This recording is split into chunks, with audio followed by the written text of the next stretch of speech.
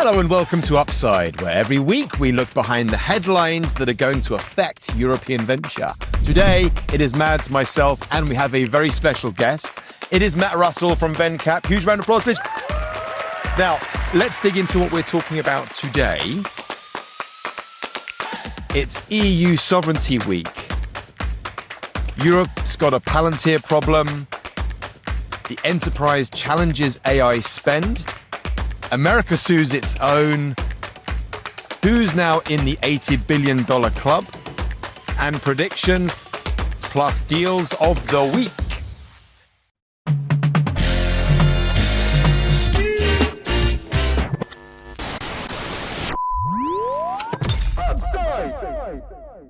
Matt, let's do a quick intro into you. You are head of secondaries. You've been doing this a long time. You know this space extremely well. VenCap, where you are, is a 40-year-old investment advisory firm focused on investing in VC funds in the US, Europe, China, and India. And looking through your track, I can't find one important company that you haven't had exposure to in your time. But tell us a bit about you, your career, what secondaries are, how you got into this weird and wonderful world. Sure. Good to see you. Thanks for having me. As a young boy, I always dreamed of working in venture secondaries. But in fact, I think I've just been quite fortunate to stumble into a fascinating asset class and something that's been, just growing tremendously. And super sexy now, right? Yeah. Yeah, I mean, when I started in secondaries, it was a bit of this sort of niche backwater of private markets. And now, liquidity is top of mind. Technology has dominated the market. And so you've got these really interesting structural drivers whereby technology has become an increasingly larger share of the economy, I think only accelerated by AI. And at the same time, companies have stayed private for longer, which has meant people have turned to the secondary market to generate cash. So what do you think, if you were kind of putting your crystal ball hat on, what do you think is going to happen to secondaries in the next 18, 24, 36 months? Pick a time scale. Sure. I mean, I think so at large, the secondary market, if you're talking about across private equity, venture and other asset classes, 200 billion market. This is talking about funds. And then there's the kind of directs piece as well, which we can get into. I mean, it's a function of the primary market, right? So unrealized assets sitting in funds and how much capital people are getting in terms of distributions, that drives the secondary market. Globally, there's about 3 trillion of unrealized value sitting in venture funds globally. It's a much younger market than private equity. And so you can kind of point to that as a bit of a proxy for the growth ahead. I think there's no reason why venture secondaries isn't a $100 billion market in pretty short order, just given the amount of capital has been raised, the growth, and some of the very best companies have stayed private much longer. Yeah, no, I can see that. Is there anything that people get wrong about secondaries, or anything that people don't know? Are there any kind of common misconceptions that you have in your industry? Yeah, I mean, I think some of it, goes back as well to kind of how we approach things on the primary side. But many people think venture is the same as private equity, and it really isn't. It's kind of the opposite in many ways, as you guys know. For us, there is, like quality and access are absolutely everything. And oftentimes when you talk about secondaries, people think big discounts and things destined distressed sellers. And, actually for us, some of our very best performing deals we've paid a premium for because it's been exposure to a great company with a lot of growth ahead of it. That's what's driven the bulk of our secondary returns, rather than buying mediocre stuff at big discounts. Yeah, interesting. I can see that as a common misconception. So let's start at the top of the docket. Now, I've seen a number of news stories this week about sovereignty, and Brussels is rolling out a sweeping tech sovereignty package. We've kind of heard this before. It's kind of been in the news cycle before, but it feels like there's a lot of activity around the CHIPS Act, CADA, and a whole bunch of other very kind of deep-rooted sovereignty pushes. The challenges are all still in bold print in the Draghi report, which we've talked about many times. Now, Europe leans on non-European tech for 80+% of its services. I'm sure that's no surprise to many. And here's a fun fact for everyone. European households invest roughly 300 billion a year outside the EU, and mostly, no surprise, into the United States. At the same time, Macron is holding his last hurrah in Versailles. He's doing his startup nation Raz, talking about in France 110 billion of AI pledges, SoftBank investing 75 bill. But legacy debt, well, debt is going to be his legacy, should I say, up from 2 trillion to 3.5 trillion, 115% of GDP in France. So lots of challenges over there.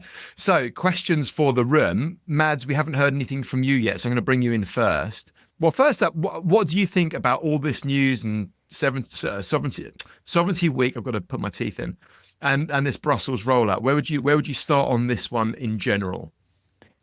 There's so much to dig into, Dan, and you almost sort of have to pick your vector, right? Because there's so many things that are flowing together, so many strands happening at the same time. I think maybe a good place to pick up is this CADA, this Cloud and AI Development Act, and I'd say in many ways that's not about building our own Google. It's sort of more about making sure that critical workloads don't have a foreign kill switch and can't be subpoenaed under the cloud, kind of the US Cloud Act. Yep. And so the attempt here is to say, look, there are different criticalities of workloads. Some of them are in defense, some of them are maybe in sensitive healthcare areas.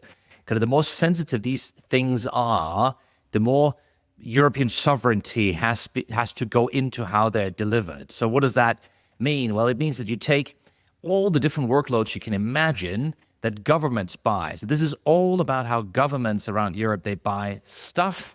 And then you say, depending on how critical they are, we're going to put them into a tier, sort of from level 1 to level 4. With level 1 means kind of all levels have some level of sovereignty. Level 1 means the data has to be on EU soil, right? So just kind of the data centers have to be here. It's not quite easy to do. Just put them in a data center, kind of with a local region. Up to level 4, which means a full EU supply chain, no foreign interference. Kind of it's kind of really, you can't, no risk that things can be switched off remotely. And so Brussels is trying to roll this out and sort of saying, look, we've got to start procuring in this way, and everybody in Europe has got to do this.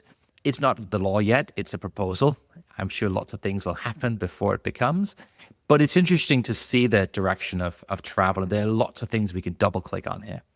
Matt, what do you in VenCap, how do you think about this whole sovereign piece? I'm assuming it's not big on the agenda because obviously you're a global organization, but does this come into conversations, and if so, how? Yes, we're fortunate in the sense we've got a global portfolio. We've never sort of set geographic constraints, and so we've just found by, in our mind, kind of backing the best global managers, we've ended up with sort of a world-class venture portfolio on a look-through basis. To give you a sense, today it's about 2/3 US and then probably 10 Europe, India, China. Are those percentages changing? Are you looking more like with everything that's going on in China as an example, or has India's boom? Is there, how do you apportion that over time? Is that going to change? So we put everything up to a sort of global maxima in our mind. So it's, we don't think about it as that we think we should have X amount of our portfolio in India because we think the macro is interesting in India. We think we'd probably end up with perhaps a degree of adverse selection if we did that. I think just like this is a fascinating topic because, you're just talking about a global asset class. I think that's one of the, historically why you've seen those enormous power law outcomes is because of that sort of frictionless nature of the market globally. But, as you do get into a new paradigm of perhaps some degree of deglobalization, that will, I think, have some interesting implications for our, what that mix for us looks like in the future. And you may end up with perhaps maybe not one or two globals, but those regional champions. The bit that does concern me a piece is just like putting constraints on businesses for political reasons. I think there are really important things that come with security and data and all the rest of it. But at the same time, if you're hamstringing businesses in a fast-moving, competitive space, it's going to be kind of lead to pretty undesirable outcomes in the end. So we need to find a way to offer alternatives. Yeah, I think we're going to talk a little bit about Palantir and this. Sovereignty is running through, I think, every single thread in today's docket, but we are going to look at some very specific cases here. And it's just Matt, sorry, I mean, Matt, maybe just double clicking on that for a second, Dan, if that's okay. Yeah, do it. Because, on one hand, I'd say I completely agree with you. Listen, let people trade, let business flow. It's the best way to create wealth for everybody. At the same time, we've seen a sometimes quite belligerent U.S. administration that have signaled that the kind of some of the old alliances are maybe not what they used to be, that some of the views around whether you can use some of these levers that are being had to put pressure on even on allies, that some things that would have been unthinkable in the past are maybe no longer unthinkable. How do you think kind of European citizens and politicians should react to that? I mean, what's kind of a reasonable response in that context? And you sort of take the extreme, right? There were fears at some point that kind of, Lockheed Martin, would be put under pressure from the U.S. administration to, click a kill switch that could disable the, fleet of European fighter aircraft. I mean, that sort of thing in the extreme. How should we think about this? Yeah, I mean, I think control is important. I think there are going to be beneficiaries of this dynamic. I think for example, Mistral in France, I think that being where they are and setting up the infrastructure around them, getting away from the kind of the Cloud Act issue, I think they'll probably be a beneficiary of that. If you are a French bank or insurance company and you're concerned about your data, there will be inevitably beneficiaries from that dynamic you've described. But I think it just takes time for those companies to pop up and evolve. I saw, was it a company called, I think they were called Avendar, they're Dutch, and they've come out of some kind of Dutch government quango where they're starting, it's very early, I think it was a 2 million seed round, but it looked very Palantir-ish. And I'm just wondering how many EU governments are going to push or support the sovereign tech piece. They can't go up against Palantir anytime soon, but I thought that was quite an interesting angle. And obviously Mistral is probably the leading light in that bucket. Mads, I didn't mean to kind of hijack your question. Is there any other directions you wanted to go in? Well, there's so many other things to double click on here, which is one of the things is, what constitutes independent from third countries? What constitutes owned and controlled by? What constitutes, fully sovereign? I mean, where do you draw those boundaries? And one of the things some of the bigger cloud providers have tried to do is they've said, look, we will, on a selective basis, license the whole platform to European operators. So Azure, kind of Microsoft, they have had partnerships with Capgemini and Orange in France, and also with SAP in Germany, where they've licensed the whole platform. So you can buy, if you're kind of the French or the German government, you can buy from Bleu, which is kind of one provider, a full Azure service that's operated by French operators that have licensed the Microsoft tech stack. Same in Germany, right? So Delos is again, it's Microsoft Azure run by SAP. So you have kind of an attempt there trying to create something that is owned and controlled by the kind of EU players, where you simply just license the technology from abroad. And Microsoft has agreed to this. Google has an agreement with Thales in France, their S3NS, where you can get the Google Cloud delivered that way. AWS has not done this. So I thought they had. I'm pretty sure they haven't. I think they've created something that looks more like a JV or some local entity with a local board, yes, but not they have actually done that. licensed the technology. So you've seen the three cloud majors take different approaches. And one of the things that'll be interesting to figure out is what will ultimately constitute something that can pass the level 3, right? Owned and controlled by. Is it enough if you have a local subsidiary with a local board, local citizens that are have some governance, or does it have to be licensed to and actually completely owned by a local player? Question for you, Mads. How would it work? I mean, hosting is one thing and cloud provision is one thing, but the AI models that sit on top, I'm intrigued as to where that line in the sand is, or how that divide will be seen by the regulators in the EU, because it's fine, I think, to have a hosting company, if you like, or one of the hyperscalers running the platform. But when your data is being processed sitting on top and the AI is then laying on top, how is that going to work? I'm assuming it would have to be full sovereign for anything government would have to be full sovereign. Here, I mean, we can't even license the IP from Anthropic, if you like, to then go off and build our own models, because that would still be bucketed into the cloud, what was Trump's act called? Was it the Cloud Act? Anyway. Cloud Act, yeah. So I'm not sure it would, and this is one of the things we'll have to work out is will the model provisioning be seen in the same way, i.e., just like you can go to Microsoft today and you can rent OpenAI's models off their stack and they're providing them.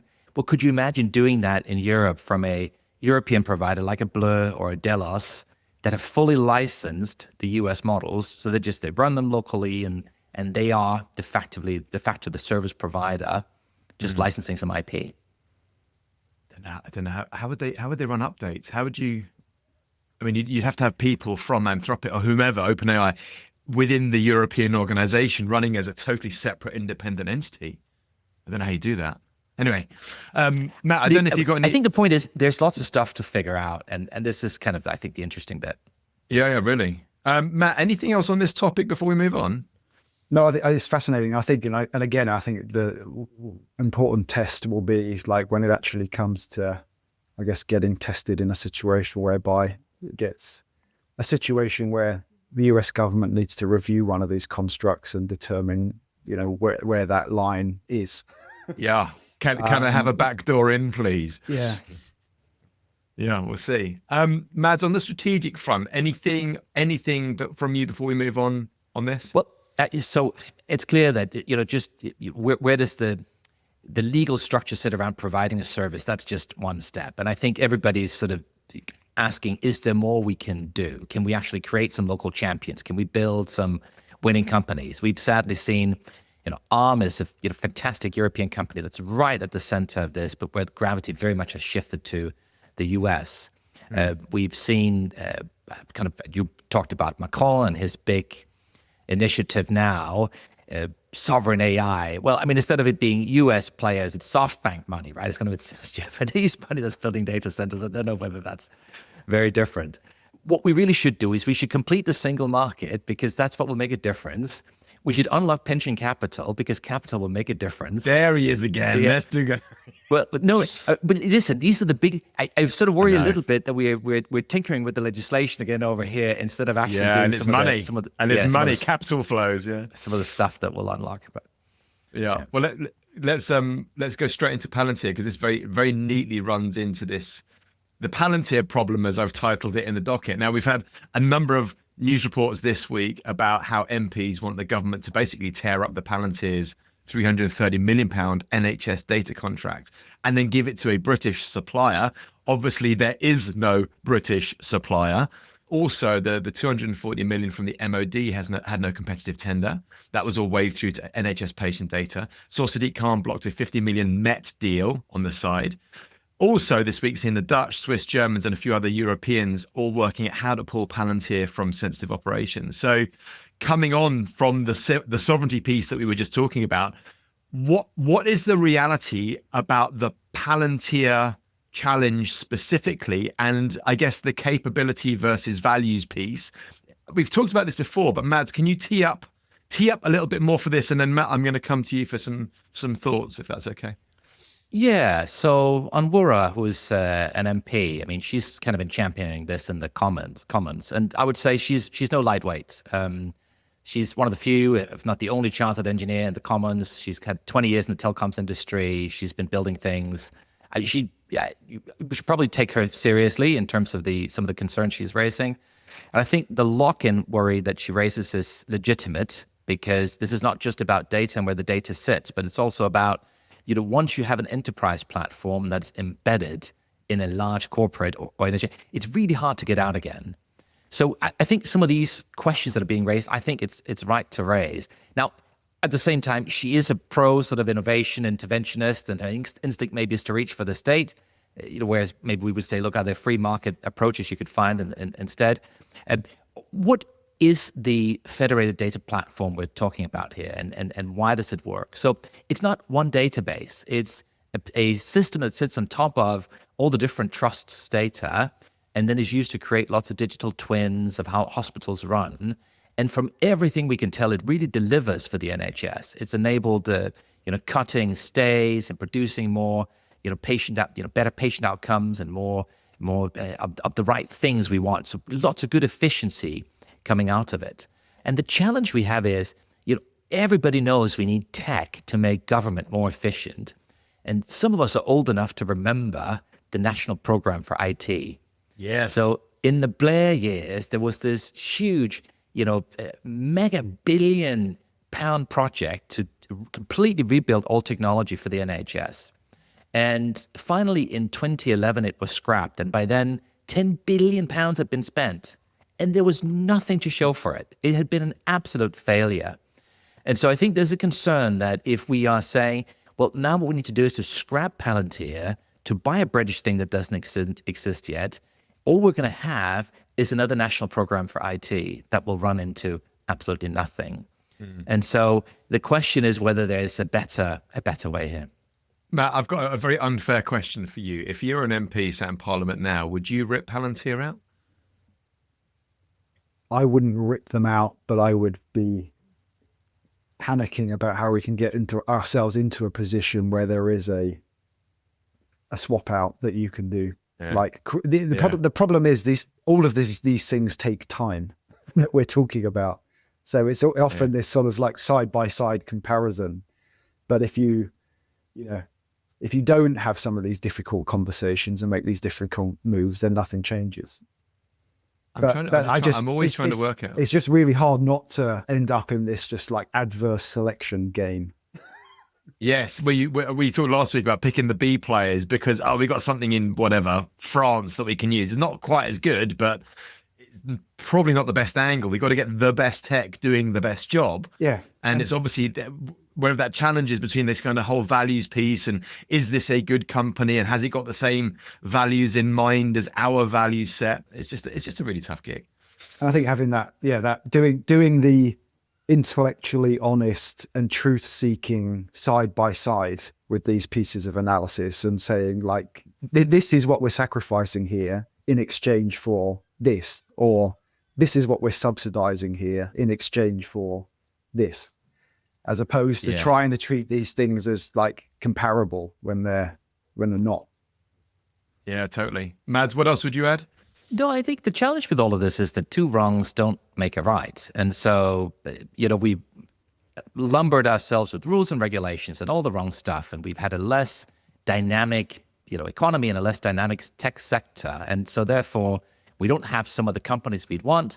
And then you sort of reach for some of these kind of maybe slight governmental overreach and try and regulate or legislate your way out of a problem you created 10 or 15 years ago. And that's probably not the place to start, right? I think it's probably much better to focus on how can we create an economy where we can build these technology champions, because that's really what we need. And there may not be a quick way to do that. I mean, maybe we'll just have to accept that it's Palantir for now and then ask what conditions do we need to put in place so that we can win the next one? Yeah. But then, as we know, it's just really, really hard to rip out. But maybe they can do it in silos, and then there's an opportunity to not being one aggregated conglomerate platform. But we'll see. Okay. Well, talking of AI and its integration and usage, we saw a number of stories this week about companies complaining about employee spend effectively. Uber has capped staff at 1,500 quid a month per tool after torching its entire annual AI budget in just 4 months. We also saw Pizza Hut being sued over a system that delivered cold pizzas, Starbucks binned a tool that couldn't count milk. So there's obviously all of these AI implementation challenges. consumption-based token pricing means that nobody can forecast spend. So what I'm trying to do here is unpack the PR versus the reality. Will the enterprise continue to challenge AI ROI? I guess the first question, maybe to you, Matt. I mean, I don't know what you do in VenCap with regards to AI platforms, and maybe you can give us a bit of an insight there. But I mean, how would you measure it? And you can answer that personally or as part of the business. But first up, what are you doing, and how are you applying AI? And then how would you, if you were running any organization, how would you measure the ROI? Yeah, I mean, we're fortunate, right? We've been around 40 years, and since the very beginning have tracked all of the underlying data on all the funds we've invested in. So that's 500 funds, 17,000 or so underlying portfolio companies. So we benefit from a rich data set. And now, yeah, I think AI provides the opportunity to sort of turbocharge a lot of that kind of analysis and data work that we do. Like for us as a business, we've very much been sort of in the experimentation phase for a while, trying I think different, like most people, I guess. trying different tools. It's still moving so quickly. It's just it's a fascinating one as you get to sort of talking about things like ROI, right? Because like in my mind, long term, it's a margin thing, right? We're talking about, I mean, obviously people worry about displacement of labor and things like that, but like for me, it's like it's also a leverage thing, right? You know, people just being a lot more productive, focusing on higher value work, and you know, as I think about that, like what that means then for the business is the margin thing, right? So it's whether you think about that on a percentage margin basis or on a quantum of margin basis for a business. It's just hard to do that kind of analysis in very short spaces of time, right? When you're still iterating. And for us, it just ends up becoming anecdotal. Like for me personally, it just makes what was historically pretty painful exercises like instantaneous in terms of. Yeah. And but you're experimenting, right? I think you've nailed it on the head. You're in experimentation mode, and obviously personally and as a business. Is that fair? I'd say so. I mean, I think like we benefit from like obviously the industry that we're in and where we sit, that we kind of get to see what some of the very best firms are doing, and we're kind of trying to sort of take their lead somewhat. But like I think also being honest with ourselves, I think we are still in the early innings of a massive technology phase shift that's still yet to find its sort of equilibrium. I think I was at the UKPC, the ex BVCA conference. I think when was this, beginning of the year, and I was doing a panel, and there was maybe 250 VCP crowd, and I said, be honest with me, how many of you are using AI where it's actively moving the needle for your workflow? It's really, really making a difference to your workflow. Not experimentation, but really, really it's embedded and making a difference. And only a small smattering of the 250 people in the room put their hands up. So I think it's a fair proxy for most businesses in the experimentation phase where they're just trying to work stuff out. Do we build? Do we buy? How do we integrate? What goes where? How does it all fit together? And which departments get affected with what? And I think this rolls into the whole Uber CEO story talking about capping spend, because I'm not sure how better Uber's business is because of this mega spend in AI in the last 4 months. What have they proven? What have they done faster or better or smarter? That wasn't in the article. It was just the sheer fact they're spending a shed ton of cash on all of these AI toolkits. Mark Andreessen, he talks about this as sort of modern day alchemy. The kind of historically alchemy was this idea of being able to turn lead into gold. And people were looking for the philosopher's stone and the ability to do that, and sort of thinking, look, if we could turn lead into gold, what an amazing thing that would be. And of course, many people tried and nobody ever succeeded. And what we've succeeded in doing with AI is to turn, as Andreessen says, sand into intelligence, because we can literally take, create silicon, which is created out of sand, and then turn that into sort of thinking capability, which is magic if there ever was anything. And suddenly, not only have we created this magic, but it's available to everybody. We all have it, right? You can, even consumers can go online and sort of, use Gemini for free. So suddenly we all have this magical power and everybody's rushing to find out, well, how can you actually use that to become mega productive? And of course there is, as you say, Dan and Matt, a lot of experimentation. And that is why we're seeing, I think, so many of these gyrations right now is everybody's rushing, everybody's experimenting. Personally, I think it's super exciting. Of course, it's good we have some bean counters that are going to look at the bottom line and make sure there's return on investment. I have no doubt that will be the outcome. How will they do that, Mads? You've got a great brain for this kind of thing. How would you measure ROI? Well, I mean, that's easy. You look at cash flows. At the end of the day, everything has to translate into money. That's why money is so great, right? Because it's it's the ultimate token. We can keep score of everything else. Yeah. So, but people are sort of expecting that, because they started using Claude and I don't know, last quarter it'll show up in, massive profitability this quarter. Business doesn't move that quickly, guys. I mean, it takes a little bit of time to work out how everything should flow through and how to restructure and everything else. But it's happening. There's no doubt. Yeah. Well, let's talk about those that are making a shed ton of cash and are raising a shed ton of cash. We've got what I've got next on the list is what I've called the $80 billion club. Everybody seems to be raising 80 bill. So Anthropic, far to go public, jumping the queue of OpenAI. SpaceX at a near 2 trillion. I think their latest is 1.85. It moves a little bit every now and then. They're going live in a week. So they're going live on the 12th. It's the 5th of June as of recording. Alphabet raising 85 billion on top of 100 billion in debt. Their little warranty, the 100-year bond. Warren Buffett, I know it's not him, but it is him. But is it? Is he still the chair? I don't know. Mads, I'm going to lean on you for that one. He is the patron saint of I Don't Get Tech. He's in for 10 bill into Alphabet. So the 80 billion club, Mads, tee this one up for us. We are all looking at these mega IPOs that are lining up. It'll be the kind of three the biggest IPOs of all time, sort of all happening within 1 year. All very exciting for all market aficionados. The question some people are asking is, where's the money going to come from? Can the market absorb all these big IPOs? There's been a lot of analysis done on this. Goldman recently released a study saying actually the IPO activity right now is very low compared to what we've seen historically. This year looks like there'll be 100 IPOs, 250 in 2021, about 400 IPOs in 1999. So we're not on the top when it looks at sort of volume of IPOs. When we look at value, we've also seen issuance in terms of kind of total percentage of market cap as being below the historical norm. We've historically seen around 1.5% of market cap being issued on average every year. Now it's around 1%. So on all these parameters we're looking at, it looks like the market will be able to absorb it just fine. And why is that? It's not necessarily because we need lots of new money to come into the market, but because corporates keep buying back their own stock. So buybacks are huge buyer. You have all the kind of the boring, businesses over here buying back their own stock, and that's then flowing into, hopefully great new technology companies that will make change in the world.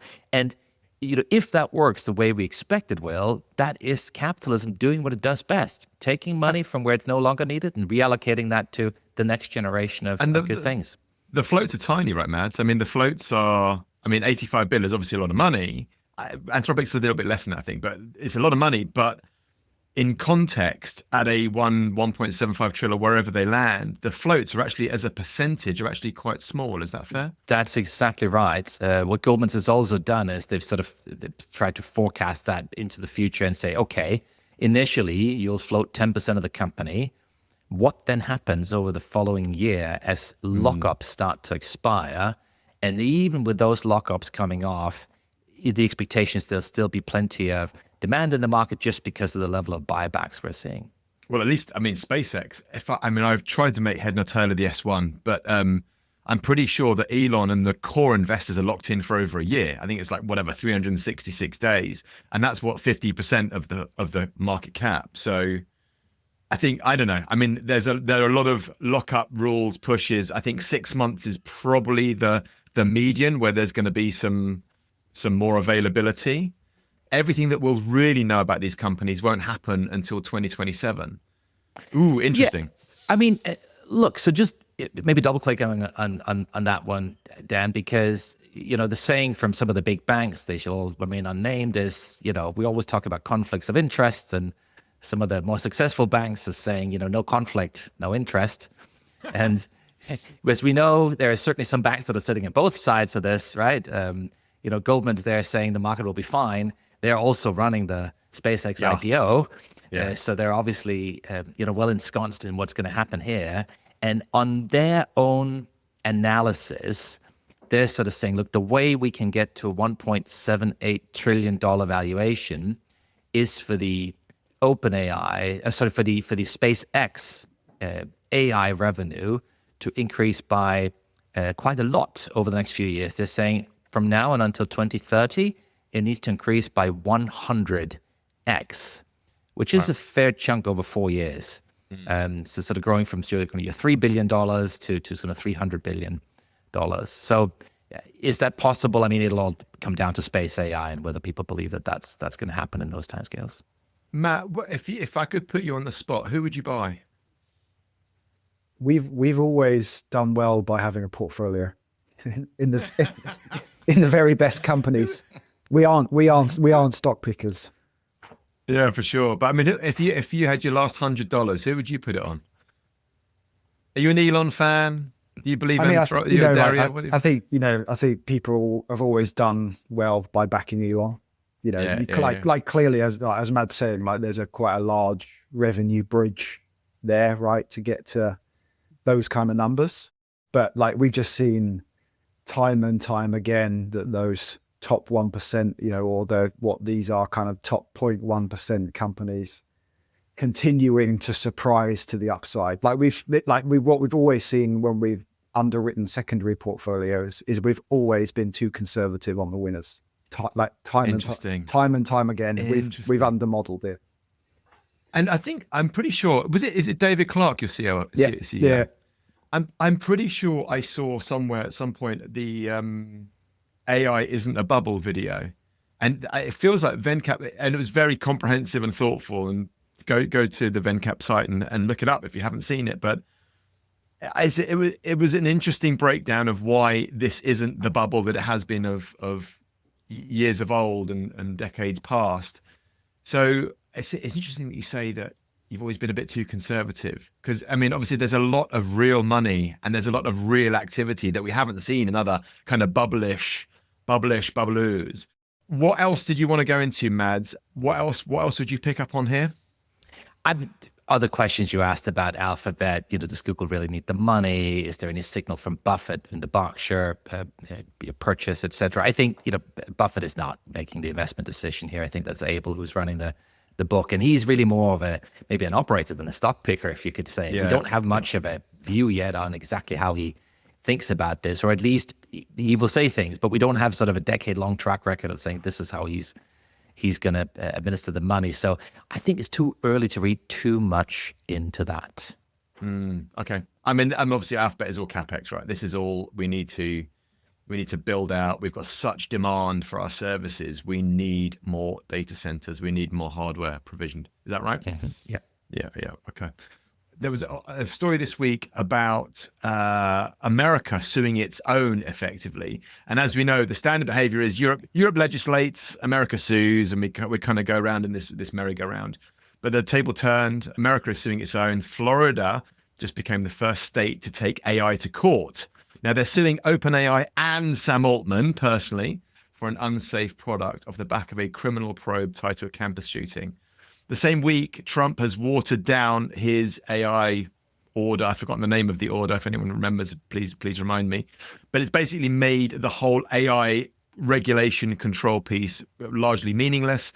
For an example, they had this 90-day mandatory review. It's now become a voluntary 30-day review, just as Mythos is now going to another 150 companies across 15 countries to be tested and trialed in the wild. So what is happening with Florida suing? Should they win? Will they win? Mads, can you tee this one up a bit better for us? I think it's an interesting development. I mean, kind of one might question why push it down that litigious route at all, and when does suing work, and when does it break, and why is Anthropic different from cold pizza?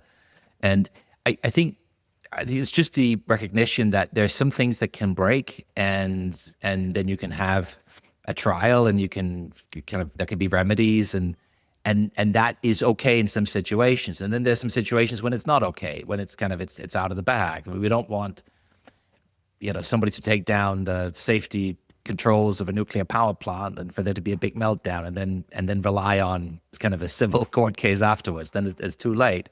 And so it's figuring out, when is the harm bound to a sort of a more local issue that you can run a trial over, and when is it more unbound, where sort of once it's out of the bag, it's spreading and there's diffusion and it's too late. And I think it's figuring out which is which. And to some extent, I think that's what we're seeing now, is regulators and politicians are trying to work that piece out. Matt, have you got any thoughts on this one? Not much to add beyond that. I think it's that, some of those fundamental things around, like, what are those core guardrails, those kind of non-negotiables, and then inside of that, I think we have a system that's quite well placed to iterate around errors. I wonder if we'll see any more. I wonder if this will open up other lawsuits or open up other challenges. It just feels like a super weird thing for them to do. I mean, another vector in this, Dan, is kind of the personal naming of Sam Altman in one of the depositions, or one of the trials. The point there is, look, we have limitation of liability in our corporate codes for good reason. It's sort of load bearing to entrepreneurship, that you're able to stand up a business, and the business is at risk, but people have a limitation of liability. So, unless you really, if you do something that kills somebody, I mean, maybe that you could have personal liability. But even there, I think the bar is quite high, because at the end of the day, if business can't operate, if we can't innovate, well, then it's almost sort of back to the Stone Ages, right? So you need to have that limitation there. And yeah, again, I think there's something there to work out. I understand why people do it, but it feels maybe a little bit recessive. Yeah, and I guess we're pretty good at fining in the EU. I wonder if we'll see any other versions of this over here. I doubt it, but maybe we'll see more in the States. I have a prediction which is kind of aligned with what we were talking about before. So what we try and do, Matt, is I always look at the things that we've kind of researched and learned in the week, and then I try and work out what my prediction would be from all of the stuff that we've thought about and talked about, and is there something that I think that we'll take forwards. And I use it as a thought experiment. So I use it as like, it's not necessarily a prediction set in stone. I'm going to put my children's lives on the lines here, but I use it as this kind of broader thought experiment. And here's mine for this week, which is that Europe cannot achieve total pure AI self-sufficiency. I don't think many would argue with that, but it will achieve strict sovereign control, and will do it by splitting into two. So we've got the state tier. Government critical infrastructure will run solely in the EU on things like Mistral, Aleph Alpha in Germany, hosted on native cloud infrastructure, as we've talked about before. But the commercial tier will effectively run on tamed or legally compliant, bucketed and worked Anthropic models, OpenAI models, run on this kind of hived off AWS or Azure infrastructure. And that's how we'll run the commercial tier. So no great shakes there in my prediction, but I think we will in 27 see that two-tiering of AI, if you like, AI and hosting and infra. Anyone got any thoughts on that before we move on to deal of the week? Yeah, seems plausible. Yeah. I mean, I think there'll be lots of open source in use in many different situations, because I just think there are many places where it makes sense. European, right? European OS. No, any kind of open source. Chinese? Yeah, why not? I can't see how my take also on this as a kind of a follow-on is that we're just not going to see. I've always thought that the Chinese OS projects would make much more inroads into corporate land through government infra, and I just can't see it anymore. I think I have to change my mind a little bit on this. I just can't see how it's going to pass any kind of regulatory muster. If you're doing anything in a regulated space or anything to do with touching data patient records or whatever it might be. So I'm not sure. Lots of workloads aren't regulated. Sure. Yes. Obviously in the lighter private stuff, I'm with you. But anything meaningful, I just can't see Chinese OS making any inroads, which is a big shift, because I always thought this would be a big part of the stack, but I'm not convinced anymore. Is that okay? I mean, just maybe you're right. I mean, just kind of the other side of the argument is that, you know, clearly coding is the most important workload right now. You're talking about important workloads. Coding is the most important, and there's a lot of Chinese open source software or open weight models that are used there. Even if they are maybe slightly tweaked, we know that, you know, some of the stuff Cursor did before partnering with X was, you know, leveraging Chinese open source or open weight models as part of their coding stack. So yeah, I do think you'll see it, but yeah, maybe you're right. You may not be using it for patient records. I don't know. Yeah, I mean, I've kind of put it in the MVP bucket, as in we get off the tracks, we start building our own models. Therefore, we're going to use whatever is low cost and easy and has the least restrictions at the lowest cost. So I heard I think just to jump in, I heard a good analogy the other day, thinking about like market construction around models, and I was sort of like previously I kind of had in my head that you'd end up in this sort of, I don't know, oligopoly equivalent to, I don't know, like the electricity industry or something. But like that, the error in that thinking is that the models are commoditized.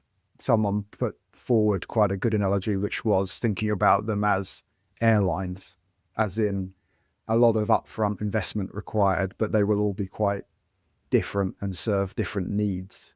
And inevitably you'll end up with, yeah, to your point, Dan, like those sort of low cost carriers. And then at the other end of the spectrum, you're going to have private charter working on, you know, with proprietary data sets at the super premium end of things. I thought that was I've not heard that before. It's quite a nice analogy. yeah, no, I think that's a nice analogy. I also think one of my big previous predictions has been the on-prem piece, where we're going to start to see specific tooling purpose-built for within or for companies that live on-prem. And I think there's going to be a bit of a blended affair.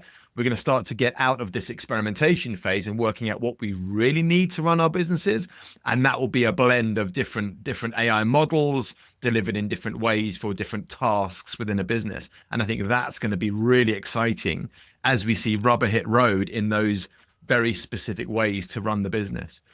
Mads, your deal of the week, go. So last week we spoke about the Pope, and we spoke about And this, we did. this kind of his new Was a bit of a weird one, wasn't it? Getting all religious on kind of upside. his views on AI and how all that connects. And I think that sort of connects to, if not deal of the week, then heralded deal of the week in the sense of stock. They're talking about now raising 300 million euros at 2.5 billion. I don't think it's closed yet, but it sounds like it's on track to happen. Headquartered in Berlin, stock is a defense technology company. And what do? They do the stuff the Pope has told them not to do, which is they have autonomous drones, kind of loitering munitions that'll sort of fly around and then ID a target and then strike. And they also have lots of AI. They have Minerva, which is sort of a command layer that can control things. And I just thought it was interesting. I don't know whether it's sort of, the Catholics versus Protestant Germans or whether that's where the schism is. But all joking aside, I think we said at the time that there's absolutely no chance that we won't have autonomous weapons. Just can't see it because other sides will. Well, we already have, I would assume. Yeah, to some extent, yes, right. And the question then is how far do you lean into it? And I just think that whether you like it or not, the move towards that is inexorable. It's gonna come, and the question is then what do we do about it? Matt, is this the founder that's like 20 or 22 years old? I saw a defense startup, 2-year-old defense startup raising, I think just become a unicorn, and I'm pretty sure the founder's like 20, 21, 22, something like that. Is that this one? Whether he's just 21, I can't remember his age, Dan. I was reading. I was like, you've just stepped out or dropped out of uni, and you've just started this defense tech business, and you are. It was like unbelievably young dude. Maybe it's not this one. I will find out and report back. My deal of the week is Gigaton. Now, this is the business that was formerly Carbon Re. Very nice business. I mean, boring to many. A love affair of ours, Mads. They help industrial companies run more efficient systems and release less carbon into the atmosphere. So they work with cement, steel, glass, chemicals firms. They've raised 26 mil to build out their control systems. So massive claps and a round of applause for Gigaton. I hope you absolutely knock it out of the park. What is happening this week? Matt, what are you up to this week? What's happening for VenCap or you, or what's coming up in your diary that's exciting? Are you going on holiday? Are there any exciting deals on the table? What's happening for you? So, I mean, we're inundated with deal flow on the secondary side. So it's all comes down to kind of, picking our spots. It's a fascinating point in time, just given the technology phase shift that we're going through, how we think about picking and pricing deals. I mean, fortunately, we can be choosy, which is great. And hope to try and get a holiday in sometime. We've got a 8-month-old baby at home that doesn't. Is this number one? This is number one, and he's not. Oh my goodness! He doesn't sleep very well. So you need to speak to Matt. He's got 4. He's got 4 kids, and wow. I think he's been through every variant there is. So you must speak with him about it. Yeah, I need some tips. Well, I had one that my son hates sleep. He never slept as a baby. He hates sleep, and my daughter would sleep in a bomb site, and so that was maybe, I don't know if you're going to go again and have 2 or 3 babies, but they're all different. So maybe hopefully the next one will sleep. Mads, any tips for sleeping? Yeah, I mean, earplugs are good, right? Yeah, we had hellish trouble. We had hellish trouble with our boy. Mads, what is happening in the world and what is happening for you in the weekend?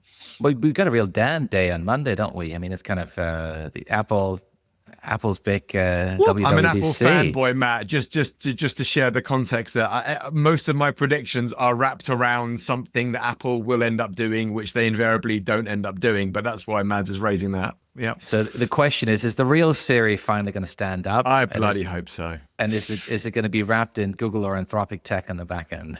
All of it. I thought the new theory was going to be that you could add in any model that you wanted. It's going to be a bit of a marketplace. Fabulous. But that's not really the job style, is it? It's more like you can have any color you want as long as it's black. It's like, we'll choose for you. I think this is a case of we really screwed the pooch. Let's just get the best and learn off the best. And then over time, we can build out our own. I assume, allegedly. So that's Monday, I believe. Thursday, we've got ECB meeting, and it looks like there'll be a rate hike, which is not great for the old continent. Obviously driven by the kind of Iran-driven energy shock and risk of stagflation and all that good stuff could come on the back end. So not super keen on that. Friday, however, all the excitement returns. SpaceX should debut on the NASDAQ. It's a biggest week today. IPO of all time. It's finally happening. I'm assuming that it's going to be a bit of a nothing burger to start because everything is locked up, and my assumption is this will do well out of the blocks. Nothing to see here, but we'll really see how the market's going to react in, let's say, between 6 and 12 months. Is that fair? I think stuff's going to happen sooner. Really? Okay. Yeah, I mean, I think Friday's going to be an exciting day in the public markets. I was just looking at Polymarket in terms of like odds of like closing market cap for Friday, and there's 9% that it's going to close at over 3 trillion. Really? That's a 1 in 10 that it's going to close at 3. Yeah, over 3. I mean, it's proper. Yeah. It's the proper Elon magic, isn't it? Yeah. Because nothing that I can see in the laws of physics and maths makes any sense underneath Elon magic. But as you said, don't ever bet against the man. But yeah. Okay. The other thing, just on as you said, these S1s are pretty dense. The guys at Meritech do really great jobs on synthesizing S1s. They've done one on SpaceX. Particularly, it was particularly good around the lockup mechanism. Some of those thresholds around performance of the stock and how that then translates to kind of what people can sell down. So it's for a simpleton like me, it's quite useful. I'm definitely going to look that up because I don't often, apart from for Upside, this pod, as VCs, we don't obviously tend to look at publics and S1s. I mean, we do for the pod, but I mean, I'm really starting to lift my eyes off the desk and trying to understand more about some of the crazy things that go on elsewhere. So I will definitely look them up. All right. Well, thank you so much, my lovely gentlemen. If there is nothing else, we will call it a day, and we will see you all next week.